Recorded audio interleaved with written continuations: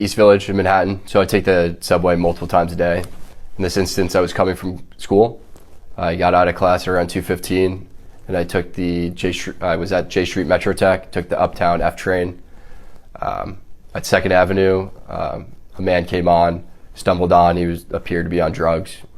The doors closed, and he ripped his jacket off and threw it at the people sitting down to my left.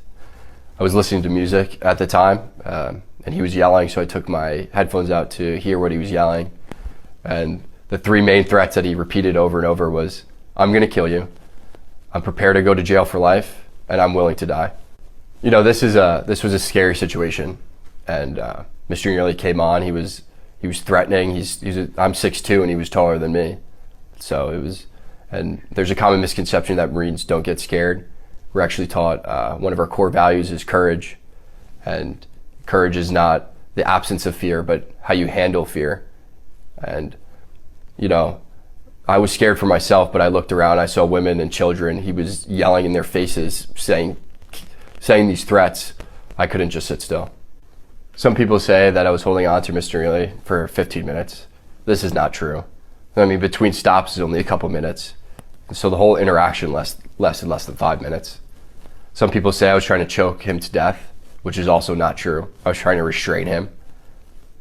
You can see in the video, there's a clear rise and fall of his chest, indicating that he's breathing.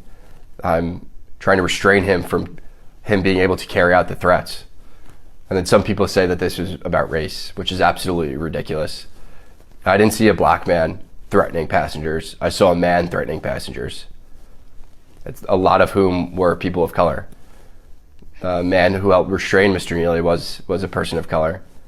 And then a few days after the incident, I read in the papers that a woman of color came out and called me a hero. I don't believe that I'm a hero, but she was one of those people that I was trying to protect. We were all scared. Mr. Nearly was yelling in these passengers' faces, and they looked terrified. The reason why there was no video at the start of the altercation was because people were too afraid getting away from him, and the videos didn't start until they saw that situation was under control. I knew I had to act, and I acted in a way that would protect the other passengers, protect myself, and protect Mr. Nearly. I used this hold to restrain him, and I did this by leaving my hand on top of his head to control his body.